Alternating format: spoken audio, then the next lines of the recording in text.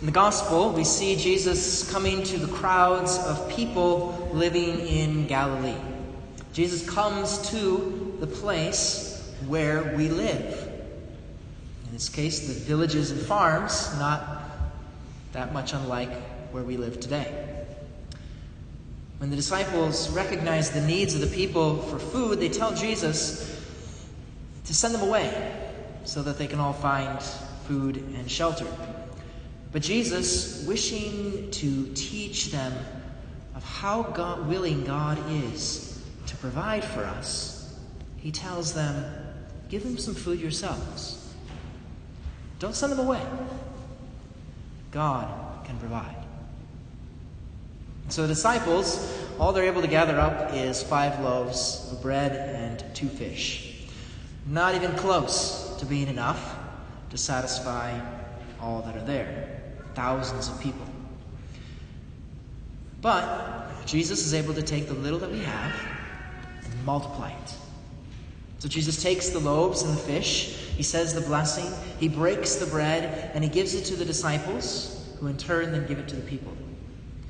And by the time the food is completely distributed, all are able to eat and be satisfied with plenty left over. This foreshadows what Jesus will do again at the Last Supper. As St. Paul reminds us in the second reading, the Lord Jesus, on the night that he was handed over, took bread, and after he had given thanks, broke it and said, "This is my body that is for you. Do this in remembrance of me." And these words, "This is my body," and "This is my blood," are uttered at every Mass. At the moment upon the altar, there is no longer bread, but our Savior's sacred body. There's no longer wine, but his precious blood. And just as he instructed his disciples to feed the people with the multiplication of the loaves, so too we are fed, not with ordinary bread, but with God himself. And as miraculous as the feeding of more than 5,000 with just 5 loaves and 2 fish, even more miraculous is Jesus feeding the entire world with the Blessed Sacrament. All ate and were satisfied. And this is God's desire, that all peoples be nourished with the body and blood of the Eucharist. Because nobody can be fully satisfied without it. Thus, the Eucharist, God means for everyone. From the time of the apostles, the Church has always professed her faith in the Eucharist, that it is truly and really Jesus' body and blood in the Blessed Sacrament. It wasn't even until the 1200s when there was a few people who began to question if that was really him there in the tabernacle in our churches.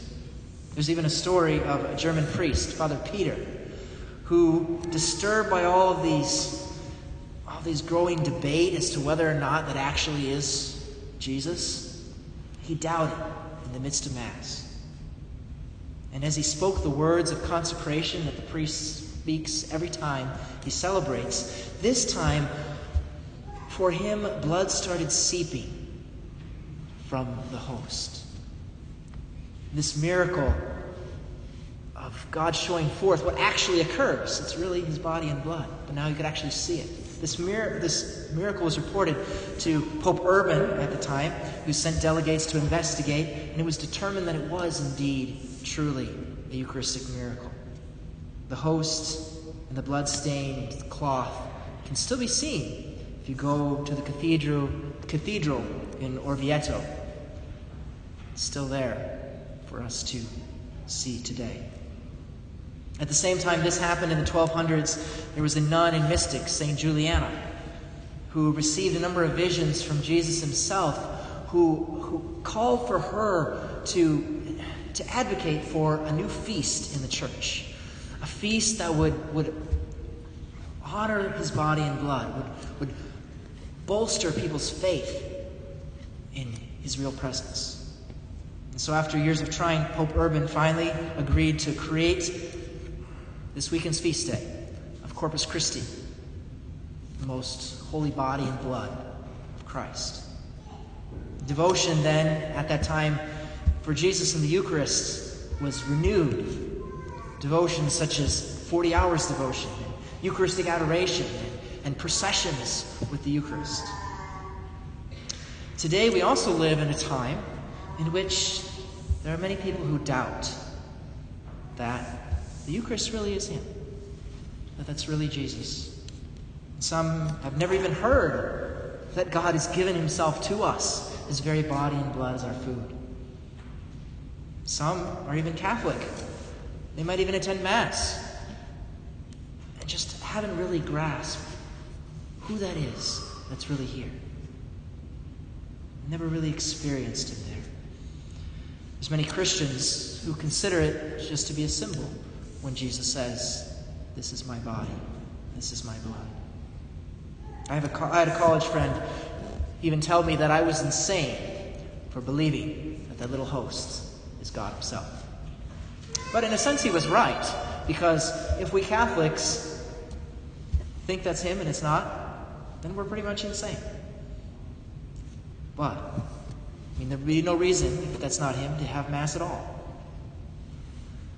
But if it's true, if that's God Himself, then there's nothing more precious in the universe.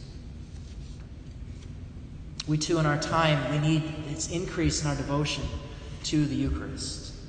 We have here at our church our days of Eucharistic adoration on First Thursdays, an opportunity to spend an hour in His transforming presence.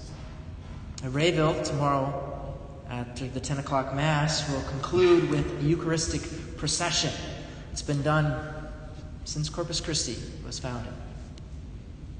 We will place the Blessed Sacrament in the monstrance for all to be able to see and adore, and we will bring Him out of the church into the world around us. We will be following Him, singing prayers and hymns to honor His presence. We'll pause at two altars, one at their hall and one at the cemetery, for prayers and silent adoration before we process them back to the church for benediction, concluding blessing from the Eucharist, Jesus Himself. The procession, Eucharistic procession, calls attention to this fact that Jesus wants to bring Himself to all humanity. Instead of waiting for the world to come to Him, we take Him out to the world.